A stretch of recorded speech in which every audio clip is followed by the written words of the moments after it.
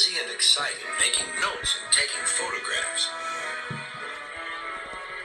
A special visitor had arrived and was now the center of attention. "Who is that?" whispered Thomas to Duck. "That," said Duck proudly, "is a celebrity." "A what?" asked Percy.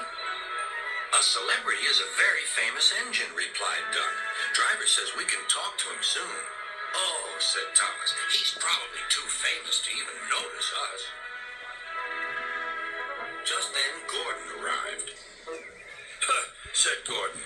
"Who cares? A lot of fuss about nothing, if you ask me." And he steamed away. Later that night, the engines found that the visitor wasn't conceited at all. He enjoyed talking to the other engines till long after the stars came out. He left early next morning. Gordon was still complaining. "Good riddance," he grumbled, "chattering all night. Who is he anyway?" "Duck told you," replied Thomas. "He's famous." "As famous as me? Nonsense. He's famouser than you. He went 100 miles an hour before you were even thought of."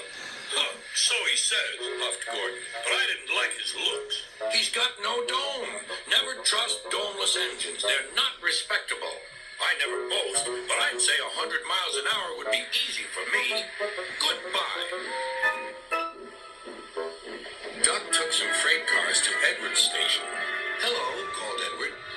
"That famous engine came through this morning. He whistled to me. Wasn't he kind?" "He's the finest engine in the world," replied Duck. Then he told Edward what Gordon had said. "Take no notice," soothed Edward. "He's just jealous. He thinks no engine should be famous but him. Look, he's coming now." Gordon was running very fast. His wheels pounded the rails. "He did it, I'll do it. He did it, I'll do it." Gordon's train rocketed past and was gone. "He'll knock himself to bits," chuckled Duck.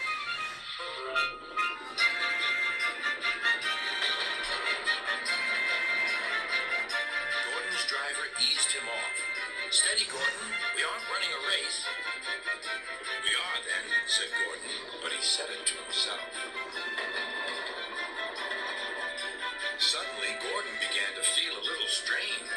"The top of my boiler seems funny," he thought. "It feels as if something is loose. I'd better go slower." But it was too late. On the viaduct, they met the wind. It was a teasing wind which blew suddenly in hard puffs. Gordon thought it wanted to push him off the bridge. "No, you don't," he said firmly. But the wind had other ideas. It curled round his boiler, crept under his loose dome, and lifted it off and away into the valley below. Gordon was most uncomfortable.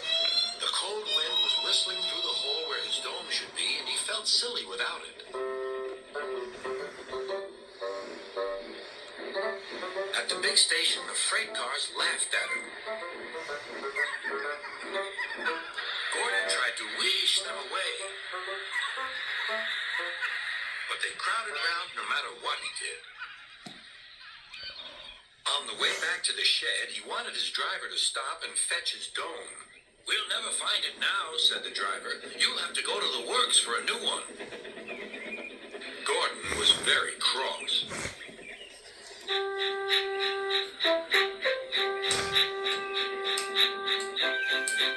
"I hope the shed is empty tonight," he huffed to himself. All the engines were there waiting.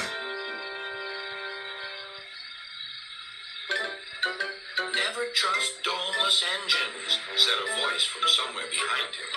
"They aren't respectable."